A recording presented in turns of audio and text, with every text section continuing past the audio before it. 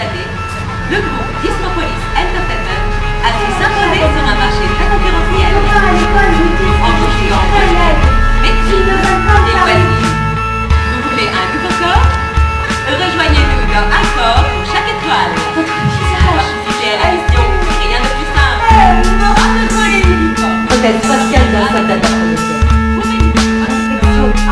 Alors, Dismopolis, c'est une fable chorale, comme on parle d'un film choral, c'est-à-dire un film avec beaucoup de personnages dont les destins s'entremêlent, choral, c'est-à-dire avec énormément de personnages, beaucoup de personnages, mais il n'y a que 4 comédiennes dont le destin va converger à la fin. Pourquoi Dismopolis? Police parce que ça serait la cité, très classiquement.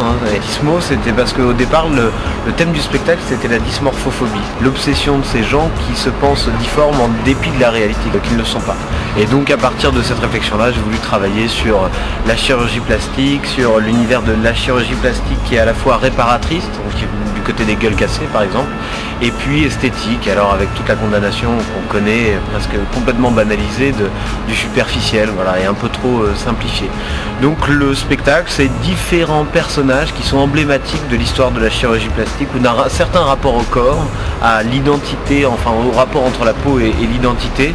Maintenant, dans le style, surtout parce que c'est ça ce qui fait peut-être l'ADN de Dismopolis, c'est qu'on a voulu emprunter à des genres très contemporains, peut-être un peu de la culture pop, type manga, comic books. Je suis fasciné par la syntaxe et l'efficacité de ces types d'écriture, de ces types de narration. C'est quelque chose que j'adore. Pourquoi pas essayer de transposer sur un plateau de théâtre les plus belles vignettes de Frank Miller ou les scénarios de Alan Moore, qui sont des grands papes comme ça du comics indépendant américain. L'idée, c'était d'hybrider comme ça des questions très sérieuses, angoissantes autour de l'identité, du rapport au visage troué, cassé, donc des choses très angoissantes, et puis un univers comme ça un peu ludique.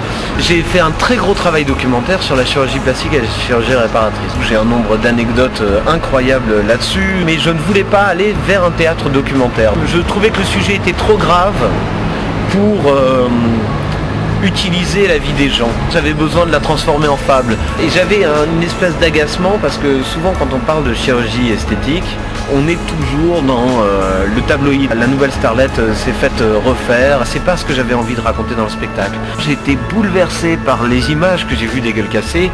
Et Dieu merci, on a inventé ces techniques d'esthétique justement pour leur redonner un visage, pour leur redonner le droit au visible. Ça me paraissait essentiel de voir l'ambivalence de ces techniques-là.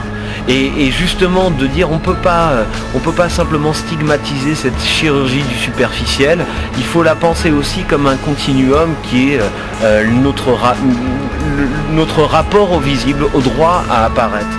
Mais au bout de son cou, un trou noir et la taille d'un visage. Et dès lors, je m'entends qu'il pense que la médecine des apparences va changer leur vie. Il m'a repris la paupière, légèrement rehaussée.